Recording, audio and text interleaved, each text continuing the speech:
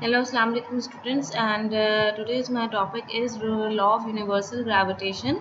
Again, important topic है. Important topic it doesn't mean कि आपके पास सिर्फ यही topic है जो important है. आपके जो बाकी topics हैं वो भी important है because आपका 50% पेपर जो है वो MCQs बेस है.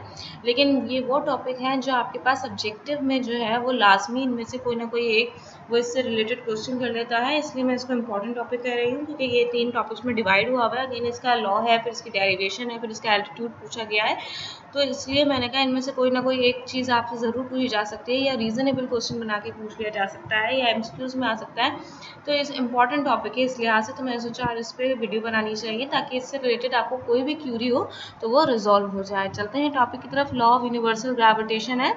Law of universal gravitation basically क्या है, आपके पास पूरी जो कायनात पे ग्रेविटेशन के लिए जो एक वैल्यू अप्लाई की जा रही है या यूज़ की जा रही है इससे रिलेटेड टॉपिक है कि यहाँ पे वो वैल्यू ड्राइव हुई थी. ठीक है, अब चलते हैं अपनी नेक्स्ट स्लाइड की तरफ. उससे पहले लॉ ऑफ यूनिवर्सल ग्रेविटेशन से पहले आपको ग्रेविटी का पता होना चाहिए कि ग्रेविटी क्या है. ठीक है ना, चलते हैं अपनी नेक्स्ट स्लाइड की तरफ. वहाँ से हमें पता चल जाएगा ग्रेविटी क्या है, व्हाट इज ग्रेविटी. ठीक है, अब आपके जहन में हमेशा ये रहता है कि हम जब ग्रेविटी की बात करते हैं तो हम न्यूटन की ही बात कर रहे हैं. ऐसा नहीं है, ग्रेविटी की बात करने से पहले हम न्यूटन पे जब बात कर रहे हैं तो गैलीलियो ने भी इस पे काम किया है और Galileo and Newton help us understand gravity. ठीक है, गैलीलियो ने और न्यूटन ने मिलकर हमें मदद दी है समझने में कि gravity as a force that exist between the earth and objects, कि ग्रेविटी क्या है, एज अ फोर्स काम कर रही है. कैसे काम कर रही है, एज अ फोर्स. ठीक है, वो मौजूद है, एग्जिस्ट कर रही है between the earth and objects.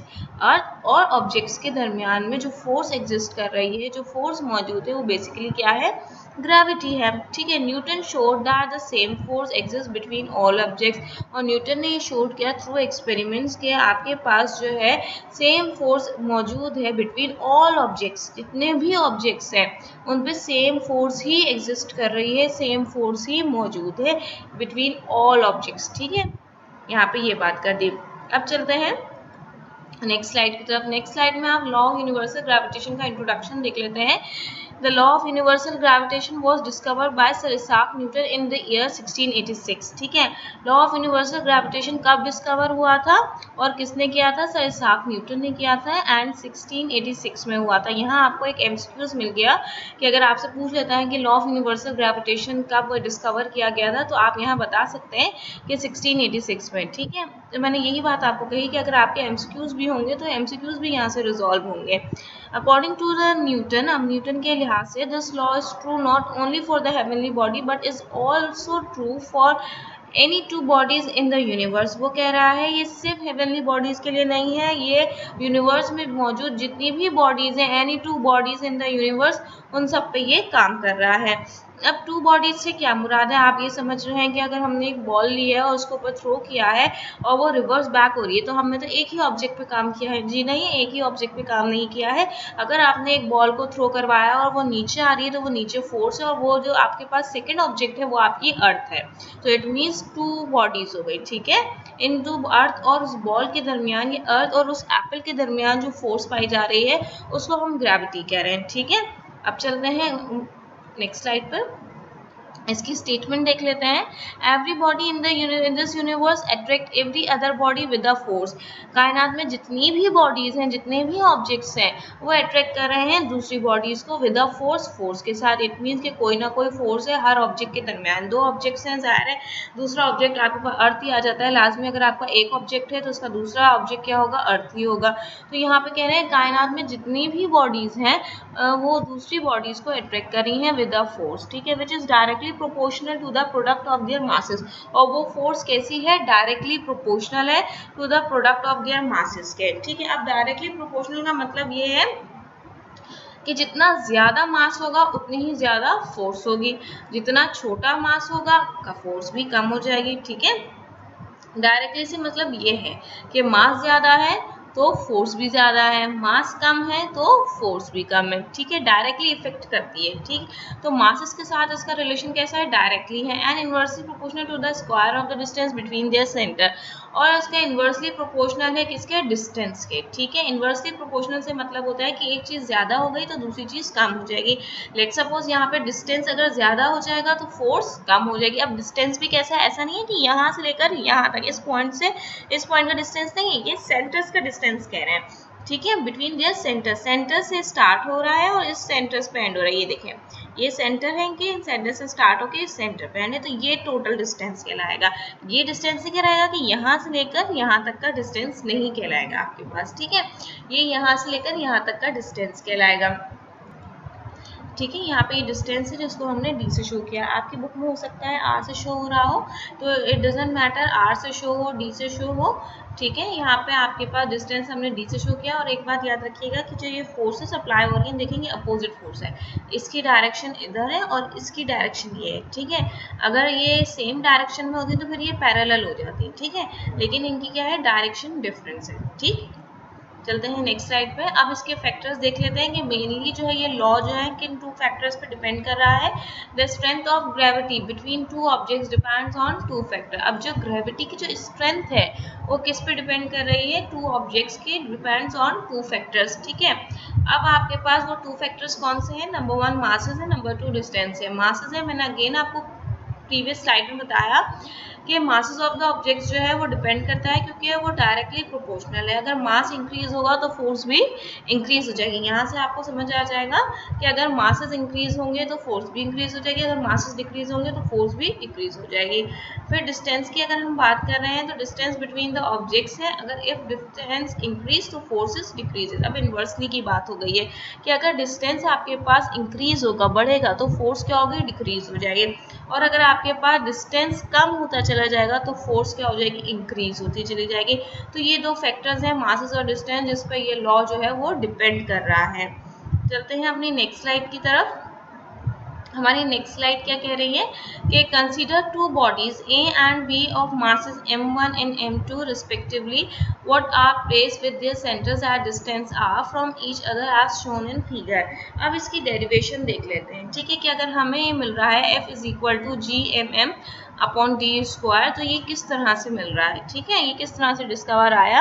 अगर ये बात कर रहे हैं कि दो ऑब्जेक्ट के दरमियान फोर्स है और उस फोर्स की वैल्यू ये है, तो ये किस तरह से आई, ठीक है। तो हम यहाँ डेरिवेशन देख लेते हैं कि कंसीडर कर लिया आपने, सपोज कर लें, कंसीडर कर लें कि दो बॉडीज हैं ए एंड बी, ठीक है। यहाँ पे आपके पास दो बॉडीज हैं ए एंड बी, आप ऑब्जेक्ट 1 ऑब्जेक्ट 2 भी कह सकते हैं, ए एंड बी बॉडीज भी कह सकते हैं। इनके मासेस क्या है, m1 एंड m2, इनके मासेस क्या है, m1 and m2 respectively that are placed with their centres at distance r।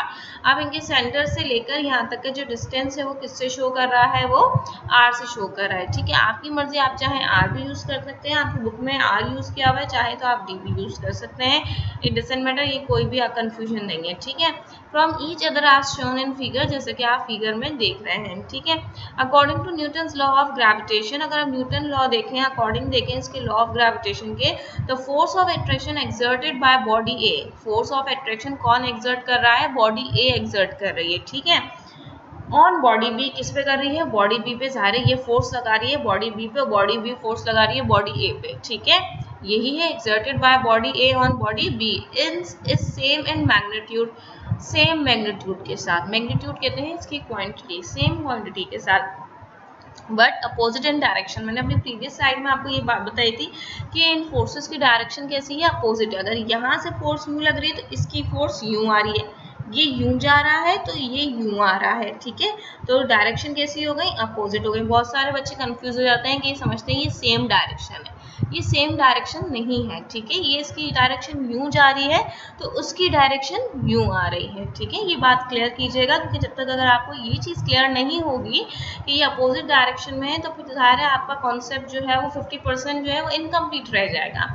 तो इसको समझना बहुत ज़रूरी है कि इसकी डायरेक्शन अगर यूं है तो इसकी डायरेक्शन यूं है, ये सेम डायरेक्शन नहीं है, अपोजिट डायरेक्शन है। To the force which exerted by body B on body A, ठीक है। अब वही बात मैंने आपको बताई कि अगर बॉडी ए जो है वो एक्सर्ट हो रही है बॉडी बी पे, तो बॉडी बी एक्सर्ट हो रही है किस पे, बॉडी बी पे, ठीक है, बॉडी ए पे। तो अब यहाँ पे देख लेते हैं हियर हम according to the law F is directly proportional to the masses. ठीक है, अब F जो है हमने यहाँ लिख लिया फोर्स, डायरेक्टली प्रोपोर्शनल की साइन है और ये mm है। ठीक है, हमारे पास दो मासेस हैं, एक मास बड़ा है एक मास छोटा है, तो एक मास को हमने कैपिटल M से ले लिया जो बड़ा है, जो स्मॉल मास है उसको हमने स्मॉल m से शो कर दिया है। ठीक है, अब उसने कहा कि दूसरे में उसने जिस फैक्टर पे बात की थी उसने कहा था इनवर्सली प्रोपोर्शनल है उसके डिस्टेंस के, ये जितना ज़्यादा डिस्टेंस होगा फोर्स उतनी कम हो जाएगी और अगर डिस्टेंस कम होगा तो फोर्स ज़्यादा हो जाएगी। तो इनवर्सली हमने ये ले लिया कि एक ज़्यादा हो रहा है तो एक कम होगा और एक फोर्स ज़्यादा हो रही है तो डिस्टेंस कम हो जाएगा। ठीक है ना, अब चलते हैं इन दोनों इक्वेशंस को कंबाइन कर लेते हैं। जब हमने इन दोनों इक्वेशंस को कंबाइन किया तो F आपके पास आ गया प्रोपोर्शनलिटी की साइन mm/d²। ठीक है, F is directly proportional to the mm and inversely proportional to d²। अब इसका क्या करते हैं, जब हम प्रोपोर्शनलिटी साइन रिमूव करते हैं तो हम यहाँ क्या करते हैं, प्रोपोर्शनलिटी कांस्टेंट लगाते हैं। अब प्रोपोर्शनलिटी कांस्टेंट क्या लगा रहे हैं, F is equal to G mm/d²। ठीक है, अब G क्या है आपका as a constant and is known as gravitational constant. Capital G क्या कहलाता है, ग्रेविटेशनल कांस्टेंट कहलाता है, ये याद रखिएगा। स्मॉल g और कैपिटल G में लोग कंफ्यूज हो जाते हैं, स्टूडेंट्स जो है हम कंफ्यूज हो जाते हैं, तो यहाँ पे याद रखिएगा कि ग्रेविटेशनल कांस्टेंट कहलाता है कैपिटल G। आने वाली वीडियोस में इंशाल्लाह मैं इस पर भी बात करूंगी, differentiate between small g and capital G, but फिलहाल यहाँ पे आप समझ जाइए कि आपके पास कैपिटल G जो है वो ग्रेविटेशनल कांस्टेंट है और इसकी वैल्यू भी कांस्टेंट होती है। Value of G is equal to 6.67 multiply by 10⁻⁻11 newton metre square per kg square. आने वाली नेक्स्ट वीडियो में जो इसका पार्ट 2 होगा जिससे रिलेटेड एल्टीट्यूड पे भी बात हो रही है और डेरिवेशन पे भी बात हो रही है, तो इंशाल्लाह मैं उसमें आपको बताऊंगी कि ये यूनिट भी किस तरह से आया। ठीक है, बहुत सी दफ़ा हम डेरिवेशन समझ लेते हैं लेकिन हम यूनिट नहीं समझ पाते हैं कि अगर हमें किसी चीज़ का यूनिट लिखना हो, समटाइम हमें एग्जाम में उसका यूनिट नहीं याद आ रहा होता तो हम किस तरह से उसका यूनिट जो है वो निकालें। तो आपको मैं ये भी सिखाऊंगी कि Newton metre square per kg square ये कैसे आ गया। फिलहाल यहाँ पर हम इस पे रहते हैं कि G की वैल्यू क्या है, 6.67 multiply by 10⁻⁻11 newton metre square per kg square. G is called universal gravitational constant. तो ये G क्या कहलाया आपके पास, यूनिवर्सल ग्रेविटेशनल कांस्टेंट कहलाया। G क्या कहलाया आपके पास, यूनिवर्सल ग्रेविटेशनल कांस्टेंट कहलाया। अब इस पूरी वीडियो में जस्ट मैंने इसके लॉ के ऊपर बात की है कि बेसिकली लॉ क्या कह रहा है। ठीक है, आपको आई होप समझ आ गया होगा कि लॉ क्या कह रहा है और किस तरह से इसकी डेरिवेशन है। बहुत इजी है और मैंने अगेन ईजीएस्ट वे में आपको समझाया है। आई होप आपको समझ आया होगा एंड वीडियो अच्छी लगे तो कमेंट ज़रूर कीजिएगा please and subscribe my channel and share my videos to other. Stay tuned with more update.